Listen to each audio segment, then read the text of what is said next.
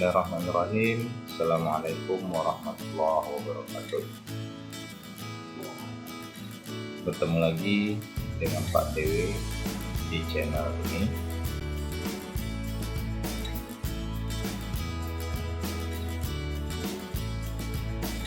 Pokok bahasan yang kedua, kita akan bahas tentang struktur dan fungsi sistem pencernaan. Makanan diproses dalam tubuh melalui 4 tahap, yaitu ada ingesti, proses memasukkan makanan ke dalam mulut, lalu kemudian ada digesti, proses pencernaan, kemudian ada absorpsi, penyerapan, dan defekasi, pengeluaran. Pencernaan makanan terbagi atas 2 macam, yaitu pencernaan mekanis dan pencernaan kimiawi. Pencernaan mekanik merupakan proses penghancuran makanan dari ukuran yang besar menjadi lebih kecil dengan menggunakan alat-alat pencernaan. Sedangkan pencernaan kimiawi adalah proses perubahan molekul makanan yang kompleks menjadi sederhana dengan melibatkan enzim pencernaan. Nah, kita bisa lihat inilah alat-alat pencernaan yang kita miliki.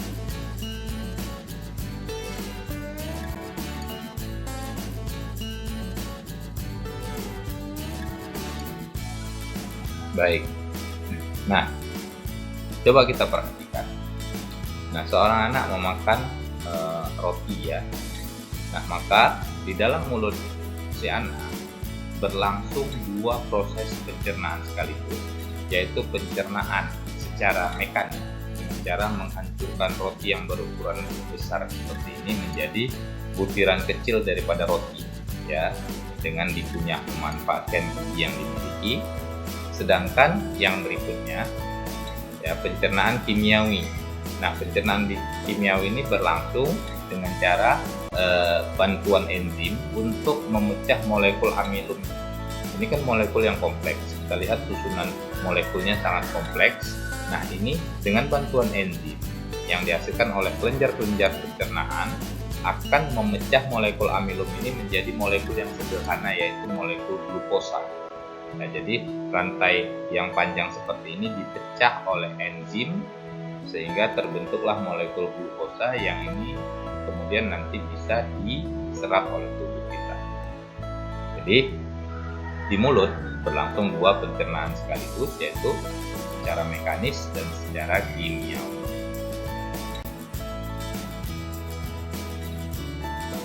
Nah, organ pencernaan yang ada pada tubuh kita itu dibagi menjadi 2, ada organ utama dan ada organ tambahan. Organ utama yang pertama adalah mulut. Di dalam mulut terdapat gigi, lidah, dan kelenjar air liur atau kelenjar lidah, yaitu saliva. Nah, air liur mengandung mukosa atau lendir, senyawa yang berfungsi sebagai antibakteri dan enzim amilase atau dikenal dengan enzim hialin. Enzim ini akan memecah molekul amilum menjadi molekul maltosa. Di dalam mulut terdapat pencernaan makanan secara mekanis dan kimiawi. Inilah organ mulut yang kita miliki. Ya, ada berbagai organ di dalamnya. Ada gigi. Ya, ada giginya ada 3 macam: gigi seri, gigi taring, dan gigi geraham. Kemudian ada lidah, ya, ada mula, ada langit-langit atas, ada bibir, dan di dalamnya ini terdapat kelenjar ludah. Nah, baik, yang kedua adalah kerongkongan.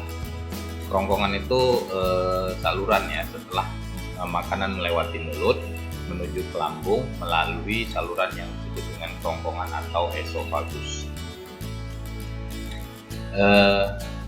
Faring adalah saluran yang memanjang dari bagian belakang rongga mulut sampai ke permukaan kerongkongan atau esofagus. Kemudian pada pangkal faring terdapat katup pernapasan. Nah, ini dia katup epiglotis ya, yang apabila makanan melewati persimpangan tersebut akan tertutup. Oke, tertutup memasuki kerongkongan. Nah, kemudian di kerongkongan, otot-otot kerongkongan akan melakukan yang namanya gerakan mendorong, meremas makanan sehingga terdorong ke dalam. Nah, gerakan ini disebut dengan gerak peristaltik. Oke. Nah, tadi ya, setelah melalui faring, bolus menuju ke esofagus, otot kerongkongan berkontraksi. Nah, tadi itu ya, berkontraksi menimbulkan gerakan meremas yang mendorong bolus ke dalam lambung. Oke, nah inilah yang disebut dengan gerak peristaltik. Nah, itu yang terjadi di kerongkongan. Baik, selanjutnya lambung. Nah, di dalam lambung terjadi pencernaan mekanik maupun pencernaan kimiawi. Secara mekanis, otot lambung berkontraksi mengadu-adu bolus. Secara kimiawi, bolus tercampur dengan getah lambung. Bolus tadi adalah makanan yang sudah dihaluskan ya, sudah dikunyah di mulut. Getah lambung mengandung asam klorida atau HCl, enzim pepsin, dan enzim renin. HCl berfungsi untuk menjadikan ruangan dalam lambung bersifat asam dengan pH sekitar 1-3 sehingga dapat membunuh kuman yang masuk bersama makanan. Enzim pepsin akan menghidrolisis atau memecah protein menjadi pepton, yaitu campuran dari polipeptida dan asam amino. Kemudian enzim renin akan mengendapkan protein kasein yang terdapat dalam susu. Setelah melalui proses pencernaan selama 2-4 jam di dalam lambung, bolus menjadi bahan kekuningan yang disebut thymus atau bubur usus. Nah, ini gambar lambung ya. Lambung itu ada 3 bagian. Oke, setelah melewati kerongkongan, makanan masuk ke lambung, masuknya melalui bagian yang paling depan yaitu kardiak.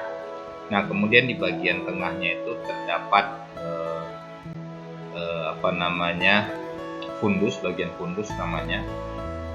Nah, di dalamnya itu terdapat 3 jenis serabut otot ya, yang longitudinal, kemudian ada yang melingkar dan ada yang melintang. Nah, tujuan struktur ototnya ini berbeda-beda seperti ini supaya makanan dapat tergiling dengan baik di dalam lambung. Lalu kemudian menuju ke katup yang terakhir, katup paling bawah sebelum ke usus 12 jari, yaitu katup pylori atau pylorus. Nah, ini gambaran tentang lambung yang kita miliki. Nah, kemudian yang berikutnya ada usus halus. Ya, usus halus terdiri atas 3 bagian, yaitu usus 12 jari atau duodenum dengan panjang sekitar 0,25 meter. Kemudian ada usus tengah atau usus kosong atau jejunum dengan panjang sekitar 7 meter dan usus penyerapan atau ileum dengan panjang sekitar 1 meter. Pada duodenum terdapat saluran yang terhubung dengan kantong empedu dan pankreas. Getah pankreas mengandung enzim lipase, amilase, dan tripsin. Enzim lipase akan mencerna lemak menjadi asam lemak dan gliserol. Amilase akan mencerna amilum menjadi maltosa. Kemudian tripsin akan mencerna protein menjadi polipeptida. Getah empedu yang dihasilkan hati akan mengemulsikan lemak, yakni membuat lemak agar larut dalam air. Kemudian pencernaan makanan dilanjutkan di jejunum. Pada bagian ini terjadi pencernaan terakhir sebelum zat makanan diserap. Penyerapan zat makanan terjadi di ileum. Glukosa, vitamin yang larut dalam air, asam amino, dan mineral setelah diserap oleh bilius halus akan dibawa oleh darah menuju hati dan diedarkan ke seluruh tubuh. Nah, ini usus ya. Ini usus halus kita. Terdiri dari usus 12 jari, usus tengah atau usus kosong atau jejunum, kemudian usus penyerapan atau ileum. Nah, kemudian kalau ileum, usus penyerapan kita perbesar lagi seperti ini. Oke. Di bagian dalamnya terdapat jonjot-jonjot atau gundukan-gundukan usus ya, atau disebut dengan pili. Oke. Nah, pili kalau kita perbesar seperti ini ya, melepuk-lepuk seperti ini. Tujuannya adalah untuk memperlebar daerah penyerapan makanan sehingga makanan itu lebih cepat diserap oleh tubuh kita. Jadi ada jonjot-jonjot yang terdapat di dinding bagian dalam daripada usus penyerapan kita. Nah, kemudian yang berikutnya ada usus besar, ya, seperti ini usus besar. Oke. Panjangnya sekitar 1 meter dan terdiri atas kolon ascendent yang naik. Kemudian ada yang transversum mendatar seperti ini, dan ada yang turun atau disebut dengan descendent. Kemudian berakhir di anus. Di antara usus halus dan usus besar terdapat usus buntu, di sini buntu atau sekum. Pada ujung sekum terdapat tonjolan kecil yang disebut umbai cacing atau appendix yang berisi massa sel darah putih yang berperan dalam imunitas. Usus besar berfungsi mengatur kadar air pada sisa makanan.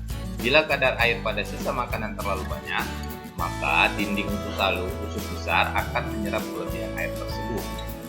Sebaliknya, bila sisa makanan kekurangan air, maka dinding usus besar akan mengeluarkan air dan mengirimnya ke sisa makanan. Di dalam usus besar terdapat banyak sekali bakteri Escherichia coli yang membantu membusukkan sisa-sisa makanan. Kemudian bakteri E. coli juga mampu membentuk vitamin K dan B12 yang sangat berperan dalam proses defekasi atau penghancuran sisa pencernaan agar bisa dibuang melalui anus.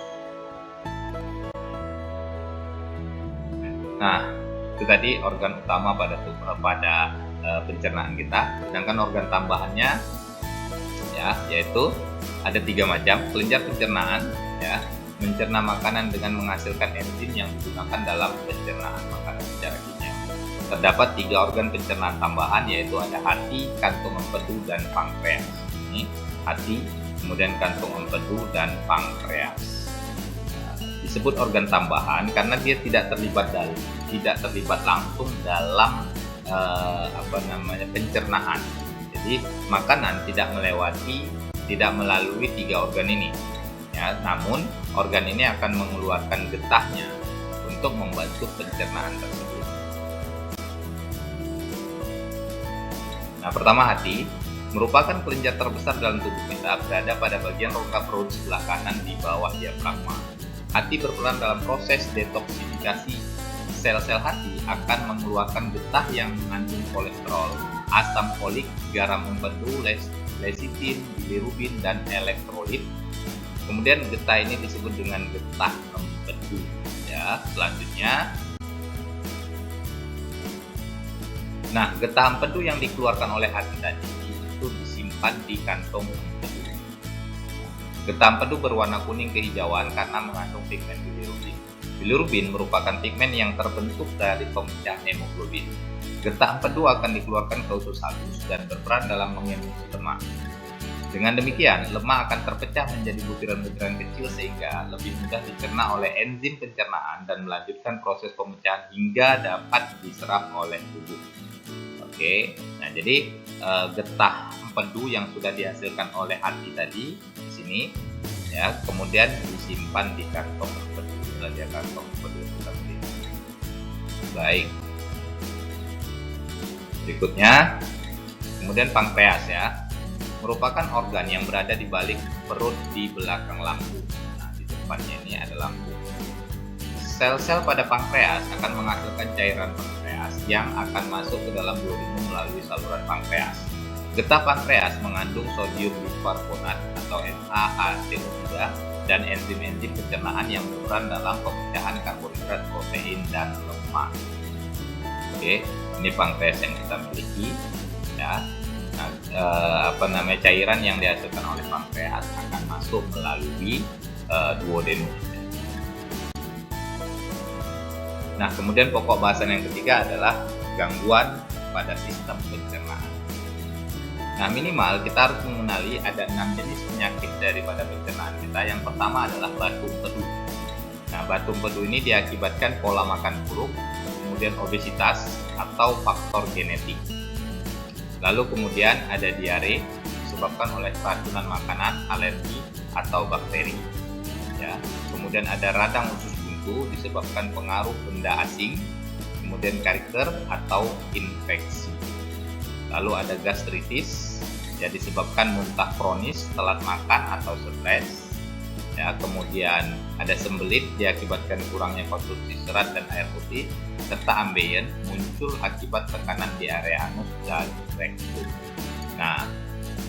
setelah kita mengenali 6 jenis penyakit pencernaan ini, kita lebih mawas diri lagi terhadap organ-organ pencernaan kita serta makanan yang kita konsumsi. Perlu kita perhatikan nutrisinya, kemudian perlu kita perhatikan waktu mengkonsumsinya juga agar tidak telat ya. Kalau telat makan tadi bisa menyebabkan gangguan pada pencernaan di lambung terutama, yaitu gastritis. Nah, itu beberapa gangguan pada sistem pencernaan. Banyak lagi gangguan pada sistem pencernaan kita. Nah, bisa kalian googling ya di berbagai macam literatur sehingga menambah wawasan Ananda sekalian. Nah, mungkin itu yang bisa Bapak sampaikan pada pertemuan kali ini. Terima kasih atas perhatiannya. Tetap semangat untuk menimba ilmu pengetahuan, karena kita yakin semakin bertambahnya ilmu pengetahuan, tentu akan semakin meningkat pula akhlak dan kepribadian kita. Billahi taufik wal hidayah. Assalamualaikum warahmatullahi wabarakatuh.